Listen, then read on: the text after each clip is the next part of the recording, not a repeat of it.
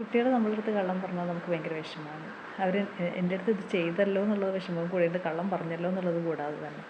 അപ്പോൾ എന്തിനായിരിക്കും കുട്ടികൾ കള്ളം പറയുന്നത്? കുട്ടികൾ കള്ളം പറയുന്നത് വേറെ ഒരു കാരണവുമില്ല. അവർ പേടിച്ചിട്ടാണ് കള്ളം പറയുന്നത്. അതായത് സത്യം തുറന്നു പറഞ്ഞു കഴിഞ്ഞാൽ നമ്മളെങ്ങനെ പ്രതികരിക്കുന്നുള്ളതാണ് അവരുടെ പേടി.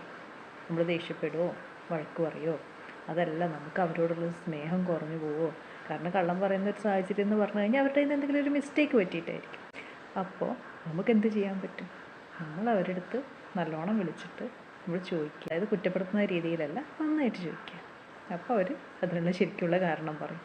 അപ്പോൾ നമുക്ക് സത്യസന്ധതയാണ് വേണ്ടതെങ്കിൽ നമ്മുടെ വീട്ടിലൊരു അതിനുള്ളൊരു അറ്റ്മോസ്ഫിയർ ഉണ്ടായിരിക്കണം. അതായത് കുട്ടികൾക്ക് ഓപ്പണായിട്ട് എന്തും തുറന്ന് പറഞ്ഞു കഴിഞ്ഞാൽ അവരെ ജഡ്ജ് ചെയ്ത് ഉടനെ തന്നെ വഴക്ക് പറയാതെ എന്താണതെന്ന് കൃത്യമായിട്ട് കേട്ട് ഇനി അത് തിരുത്തേണ്ട ഒരു കാര്യമാണെങ്കിൽ അത് തിരുത്താനുള്ള, അല്ലെങ്കിൽ അത് എന്താണോ അതിൻ്റെ ശരിയായ വഴിയിലേക്ക് അവരെ ലീഡ് ചെയ്യുന്നൊരു അറ്റ്മോസ്ഫിയർ